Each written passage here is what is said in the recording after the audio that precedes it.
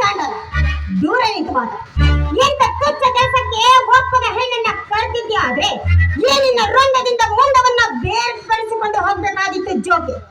ಅದು ಅಲ್ಲದೆ ಇಂಥ ಮದ ತುಂಬಿದ ಮಾತುಗಳನ್ನ ಮಾತಾಡಿದ್ದೆ ಆದ್ರೆ ರಣ ಚಂಡಿಯ ಅವತಾರವನ್ನು ತಾಳಿ ಏನಿನ ರಕ್ತವನ್ನ ಕುಡಿಯಬೇಕಾದಿತ್ತು ಜೋಕೆ. ಕೋಪದಲ್ಲಿರುವ ಹೆಣ್ಣನ್ನ ಕೆರಳಿಸಿ ನಿನಗೆ ನೀನೇ ಕೇಳನ್ನ ಕಂಡ್ಕೋಬೇಡ. ಅದು ಅಲ್ಲದೆ ಒಡೆಯದ ಹೆಣ್ಣನ್ನ ಬಯಸುವುದು ಒಂದೇ, ಅವನ್ನ ಕೆಣಕುವುದು ಒಂದೇ, ಹುಬ್ಬದಲ್ಲಿರುವ ಹಾವನ್ನ ಕೆಣಕೋದು ಒಂದೇ. ನೋಡು, ನಿನಗೆ ಎಚ್ಚರದಿಂದ ಹೇಳ್ತಾ ಇದ್ದೀನಿ, ಈ ರೀತಿ ಹುಚ್ಚನಂತೆ ವರ್ತಿಸ್ತೆ ಎಚ್ಚರದಿಂದ ಬಾಳೋದನ್ನ ಕಲಿ. ನನಗೆ ಎಚ್ಚರ ಹೇಳುವ ಹುಚ್ಚು ಮಿಟುಕಲಾಡಿ.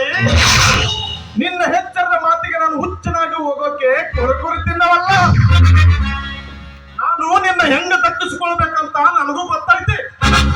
ಅಂಬಿಕಾ, 10 ಹಾವುಗಳ ವಿಷವನ್ನು ನುಂಗಿ ದಕ್ಕಿಸಿಕೊಳ್ಳುವ ಧೈರ್ಯ ಈ ಮಾತೃ ಮಂತ್ರದಲ್ಲಿ ತುಂಬಿಕೊಂಡಿಲ್ಲ ಅಂದಾಗ ನಿನ್ನಂತ ಒಂದು ಸಣ್ಣ ಜಾತಿಯನ್ನು ನನ್ನ ಕಣ್ಣಲ್ಲಿ ಒಂದು ಹುಳುವಾಗಿ ಕಾಣುವುದು. ಕಂಡಂತೆ ಬೊಗಳಿದೆ ಆದ್ರೆ ಈ ನನ್ನ ಕೋಪದ ದಾಹಾಗ್ನಿಯಲ್ಲಿ ನೀನು ಸುಟ್ಟು ಹೋಗ್ತೀಯ ಜೋಕೆ. ನೋಡು, ವಿಷದ ಹಕ್ಕಿಯಂತೆ ನೀನೇನಾದ್ರೂ ನನ್ನ ಮುಟ್ಟೋದಕ್ಕೆ ಬಂದಿದ್ದೆ ಆದ್ರೆ ಏನಿನ ಪರಿಣಾಮ ನೆಟ್ಟಗಿರಲಾರ್ದು. ಒಳ್ಳೆ ಮಾತಿನಿಂದ ಹೇಳ್ತಾ ಇದ್ದೀನಿ, ಏನಿನ ದಾರಿಯನ್ನ ನೀನು ನೋಡಿಕೊಂಡು ಹೋಗೋದು ಒಳ್ಳೇದು. ಇಲ್ಲವಾದ್ರೆ ಈ ನಿನ್ನ ಸಾವು ನನ್ನ ಕೈಯಲ್ಲಿದೆ ಜೋಕೆ ಮೂರ್ಖ.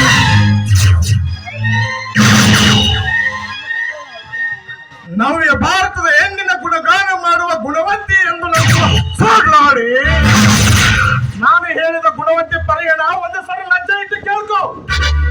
12ನೇ ಶತಮಾನದಲ್ಲಿ ಅಕ್ಕಮಹಾದೇವಿ ತನ್ನ ಬೆತ್ತಲೆ ಶರೀರವನ್ನು ಕೂದಲಿನಿಂದ ಮುಚ್ಚಿಟ್ಟುಕೊಂಡರೂ ಕೂಡ ನೋಡಿಗರ ಕಣ್ಣು ಅವರ ಪಾದವನ್ನು ನೋಡುತ್ತೇವೆ, ಅವರ ದೇಹವನ್ನಲ್ಲ.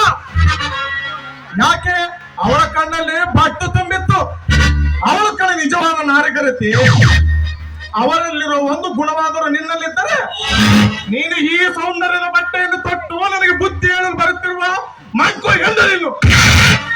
ಇನ್ನೂ ನೀನು ಗರತಿಯಾಗಿದ್ದರೆ ನಿನ್ನ ಕಾಲಿ ಬಿದ್ದು ನಮಸ್ಕಾರ ಮಾಡಿ ಹೋಗುತ್ತಿದ್ದೆ.